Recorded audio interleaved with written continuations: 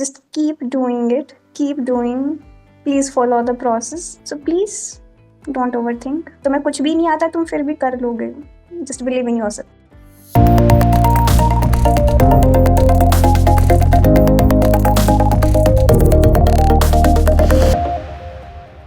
Hello my dear friends, स्वागत है आप सभी का। तो आज हमारे साथ एक बहुत ही स्पेशल गेस्ट जुड़े हैं जिन्होंने आईआईटी जैम एग्जाम क्वालिफाई किए हैं और उन्होंने जो सक्सेस हासिल किया, कैसे हासिल किया, क्या स्ट्रगल आई, इसके बारे में जानेंगे। तो सबसे पहले तो स्वागत करते हैं कीर्ति खरब का हमारे आईएफएस के यूट्यूब चैनल पे। बहुत बहुत स्वागत है कीर्ति आपका। Thank you, sir. तो फर्स्ट रिएक्शन कि आपका कैसा फील कर रहे हो जब आपने सुना कि आईआईटी जैम मेरा इस बार क्वालिफाई हुआ है, वो भी अच्छे रैंक से। How do you feel? I was literally shaking पहले तो, like I could not believe it. मेरे को लगा कि शायद पीछे का जीरो मिस हो गया है कहीं पे. And I was rotating my phone and I checked on laptop, but it was a very thrilling feeling. It was nice. Okay तो हमारे स्टूडेंट्स को बताइए आपके बारे में, बिकॉज बहुत सारे स्टूडेंट्स अभी उन्होंने स्टार्ट किया IIT JAM preparation journey. So first they would like to know about you. Please introduce yourself. Okay, so as you all of know, I am Kirti. मैंने अपना ग्रेजुएशन इंटीग्रेटेड BSc BH से किया है और मेरा graduation 2023 में complete हो गया था. उसके बाद I took a gap year IIT JAM के प्रेप के लिए and I clear my IIT JAM in 2024 with a rank of 272. Gap year इसलिए लेना पड़ा because during the teaching practice I was not able to prepare for my JAM examination. चलिए, तो उन्होंने बता दिया अपने बारे में। तो देखो, जब भी स्टूडेंट्स बीएससी करता है तो बहुत सारे एमएससी एंट्रेंस एग्जाम्स होते हैं। So why you choose IIT jam among all? Yes, sir. One, because मेरे जो cousin है, he has also done his MSc from IIT. So he was guiding me out through the whole process. So this was an examination जिसके साथ मैं बहुत ज़्यादा familiar थी और इसके साथ साथ CUET PG.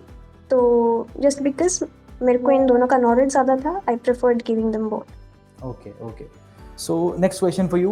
देखो, प्रिपरेशन जर्नी जब भी कोई स्टूडेंट स्टार्ट करता है बहुत सारे हर्डल्स आते हैं, तो डेफिनेटली आपके सामने भी कुछ हर्डल्स आए होंगे, डिफिकल्टीज आए होंगे। तो वो क्या हर्डल्स है और उनको कैसे ओवरकम किया आपने? आई थिंक किसी के भी आगे सबसे बड़ा हर्डल आता है रिजल्ट, कि मैं जो प्रिपेयर कर रहा हूँ इज इट इनफ, या फिर क्या मेरे से हो पाएगा या नहीं. So I will just say to everybody कि आई नो ये डाउट सबके दिमाग में आएंगे, but you need to keep believing in yourself and telling yourself कि what we have to do is we need to have no regrets. हमें अपनी तरफ से कोई रिग्रेट नहीं रखना है कि हमने ये नहीं किया, वो नहीं किया. You need to give your best. जो रिजल्ट होगा देखा जाएगा, बट जो चीज़ हमारे हाथ में नहीं है we can not really control it. So उसके बारे में सोचने का भी कोई फ़ायदा नहीं. What we can control is our preparation. So please focus on that. So definitely हमें प्रोसेस पे फोकस करना चाहिए rather than okay looking at the results. तो देखिए, कीर्ति ने भी ऐसे ही किया है। उन्होंने प्रोसेस खुद पे बिलीव किया, प्रोसेस पे बिलीव किया, and definitely result is inevitable. अगर आपने प्रिपरेशन अच्छा किया है तो एग्जाम भी उसी तरीके से जाएगा।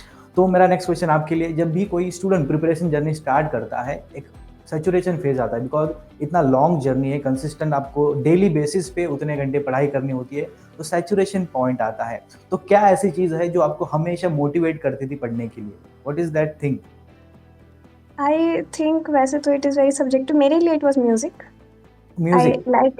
आई लाइक लिसनिंग टू म्यूजिक. तो मेरे लिए इट वॉज म्यूजिक की breaks are really important when you are studying.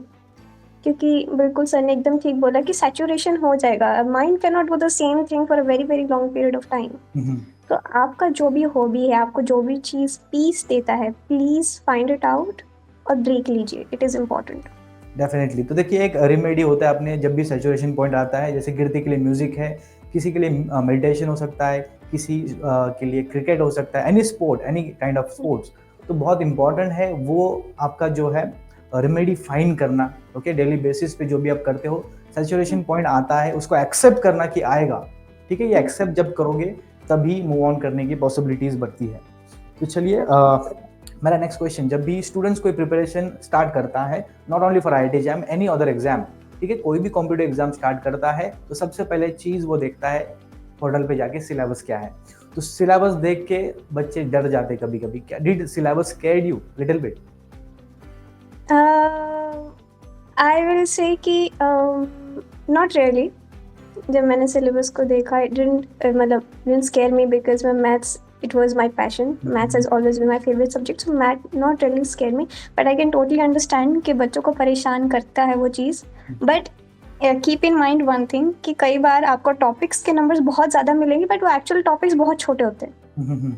So please syllabus का लेंथ देख के डरिए मत. You will do it, you can do it. वो प्रिपेयर भी ऐसे किया गया है दैट यू कैन.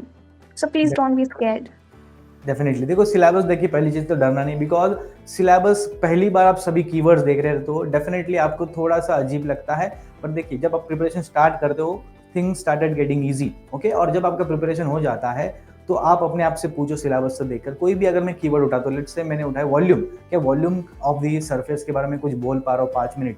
जब आप किसी भी कीवर्ड्स पे 5 मिनट बोल सकते हो बिना रुके, मतलब आपका preparation up to the mark हुआ है. तो देखिए सबसे पहली चीज यही है कि सिलेबस को, ठीक है, सिलेबस की तरह लेना है. Don't square of the syllabus. ठीक है, जब आप प्रिपरेशन स्टार्ट करते हो, आप एक एक टॉपिक उठाकर पढ़ना स्टार्ट करते हो, चीजें आसान हो जाती है. ठीक है, so this is about the syllabus. मेरा नेक्स्ट क्वेश्चन आपके लिए कीर्ति, आपने कितना सिलेबस कंप्लीट किया था? बिकॉज सिलेबस वास्ट है डेफिनेटली, और 100% सिलेबस कंप्लीट करना किसी स्टूडेंट्स के लिए, ठीक है, हर स्टूडेंट के लिए पॉसिबल नहीं होता है. तो आपने कितना परसेंटेज सिलेबस कंप्लीट किया था प्रिपरेशन के लिए? I guess I completed 90% of it. 85-90% of it I did do अच्छे से. I did touch बाकी के जो चीज़ें थी थोड़ा जैसे जो डी ग्रुप्स होते थे, dihedral groups and all of that, उन टॉपिक्स को मैंने थोड़ा टच किया था. Although they are very important, I will not recommend leaving them. But yeah sir is absolutely right. तो थोड़ा सा सिलेबस रह जाता है, डू नॉट बी स्कैर्ड.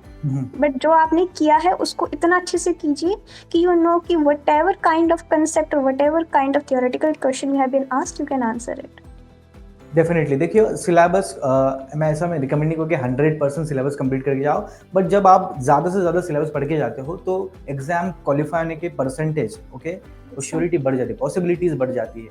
तो बट देखो 80-85% जैसे कि कीर्ति ने बताया, उन्होंने प्रिपेयर किया था, मोर देन इनफ है. ठीक है, अगर आपने इन डेप्थ पढ़ाई की, 80% भी किया बट वो इन डेप्थ किया है, डेफिनेटली आपको जो एग्जाम था अच्छा जाएगा. और देखो वो एग्जाम जो सेट करते हैं उनका इंटेंशन ये नहीं रहता है कि आप कितना याद करके आए हो, कितना आप अप्लाई कर पा रहे हो एग्जाम में. ठीक है, वो 3 घंटे में वो बहुत ही क्रूशियल रहता है. तो बहुत इंपॉर्टेंट है कि जितना भी किया है इन डेप्थ करो, कमांड हो हर एक टॉपिक पे. ठीक है, चलिए मेरा next question, what is your role model? Because जब प्रिपेयर करते हो आप, ठीक है, तो कोई तो रोल मॉडल होता है, मुझे इन जैसा बनना है, भले वो सेलिब्रिटीज हो या हमारे प्रोफेसर हो सकते हैं.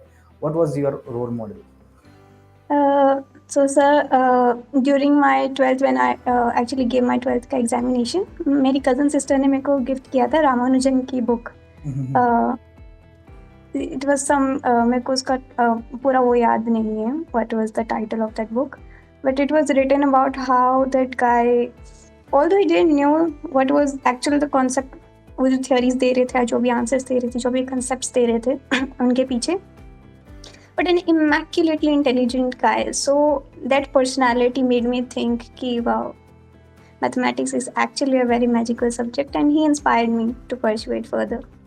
डेफिनेटली देखो कोई एक बुक रहता है जो हमें इंस्पायर करता है. जैसे मेरे बारे में पता, तो जब मैं मैथमेटिक्स पढ़ना स्टार्ट किया तो मुझे एक बुक था जॉर्ज पोला का, हाउ टू सॉल्व. वो बुक मुझे बहुत अच्छा लगा था, उसी वजह से मेरा मैथ्स में इंटरेस्ट बढ़ता गया. तो ऐसे बुक पढ़ते रहने चाहिए apart from the syllabus. It creates interest, okay, और इस इंटरेस्ट को आप आगे लेके जा सकते हो. ठीक है, कोई भी चीज़ में अगर आप पैशन नहीं है तो ज़्यादा देर तक नहीं पढ़ सकते. अगर आप सोचते हो कि मेरा दोस्त IIT एग्जाम पढ़ रहा है इसलिए मैं पढ़ रहा हूँ, तो definitely you can not achieve that success. अगर आपके अंदर से पैशन है, मैथ्स आपका पैशन होना चाहिए. ठीक है, तभी आप ज़्यादा देर तक कंसिस्टेंटली परफॉर्म कर पाओगे किसी भी सब्जेक्ट में. तो चलिए, बहुत अच्छा लगा आपको रोल मॉडल सुन के. Would you like to give credit of your success? तो आपको जो सक्सेस मिला है उसका क्रेडिट आप किसको देना चाहोगे?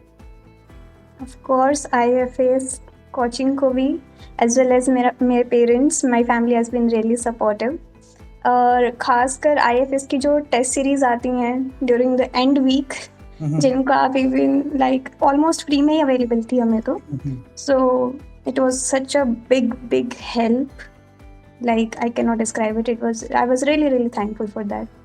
So big kudos to IFS coaching center. देखिए हम टेस्ट सीरीज इसीलिए रहते हैं, कुछ स्टूडेंट अफोर्ड नहीं कर पाते, बट देखो लास्ट 1-2 वीक रहते सिर्फ प्रैक्टिस करनी होती, इसी इंटेंशन से हम स्टूडेंट के लिए टेस्ट सीरीज लाते हैं ताकि उनको बेनिफिट हो, प्रैक्टिस करे ज़्यादा से क्वेश्चन और कॉन्फिडेंस से एग्जाम अटेम्प्ट करके आए। चलिए बहुत अच्छा लगा आपसे बात करके Kirti. My last question for you, क्या मैसेज देना चाहोगे आप हमारे व्यूअर्स के लिए जो अभी स्टार्ट किए हैं IIT जैम प्रिपरेशन की journey? I will just yes sir. I will just say कि overthink मत करो किसी भी चीज़ को. Just keep doing it. Keep doing. Please follow the process. Because अगर आप overthink करके उस loop में फंस जाते हो, then you cannot get yourself out of it बहुत जल्दी. So please don't overthink. तुम्हें कुछ भी नहीं आता तुम फिर भी कर लोगे. Just believe in yourself. चलिए कीर्ति, बहुत अच्छा लगा आपसे बात करके। हमारे व्यूअर्स डेफिनेटली एंजॉय करेंगे आपके जो भी मैसेज है और जो भी आपने जर्नी शेयर किया हमारे व्यूअर्स के साथ। Thank you all for joining and thank you for your valuable time and wish you all the best for all your future endeavors. Thank you for joining with us. Thank you.